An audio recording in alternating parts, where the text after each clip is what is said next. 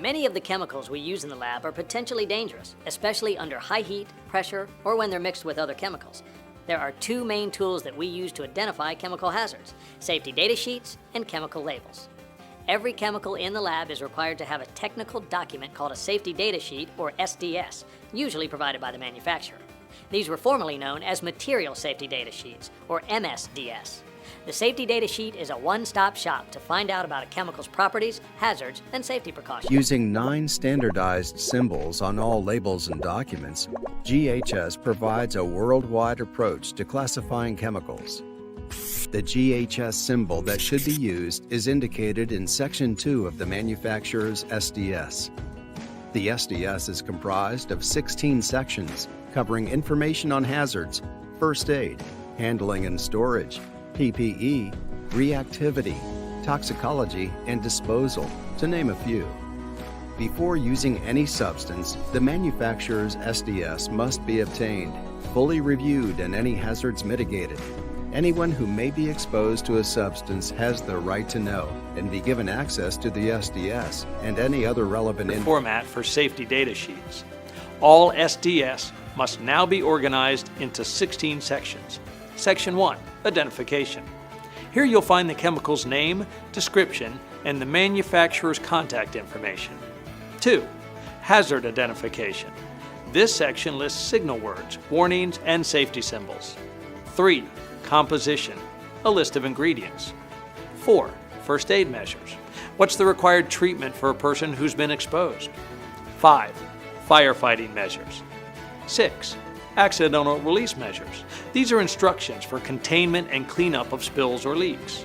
7, Handling and storage requirements. 8, Exposure controls and personal protection. This describes OSHA's exposure limits and recommendations for PPE. 9, Physical and chemical properties, such as appearance, odor, pH, flash point, solubility, and evaporation rate. 10, Stability and reactivity. How to avoid hazardous reactions. 11, Toxicological information. Find out about the likely routes of exposure symptoms as well as short and long-term effects. Sections 12 through 16 aren't mandatory, but you should at least be familiar with them. Ecological, disposal, transport, and regulatory considerations.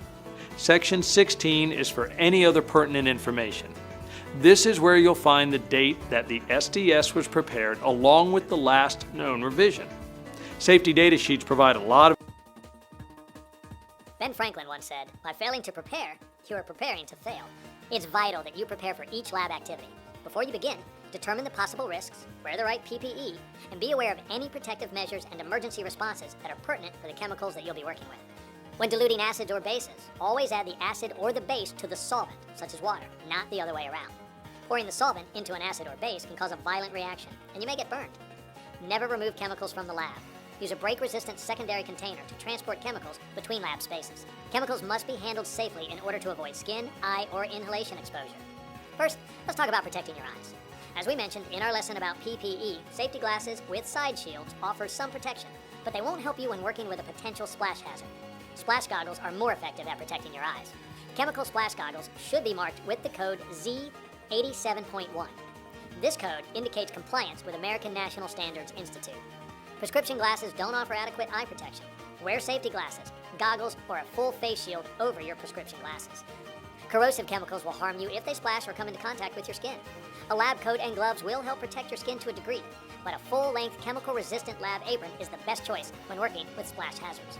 If you're working with an especially corrosive chemical, use full arm-length rubber gloves instead of the typical nitrile gloves. Some chemicals in the lab can harm you without even touching you. That's why it's important to be aware of inhalation exposure. Never smell chemicals. Always work with toxic chemicals under a fume hood.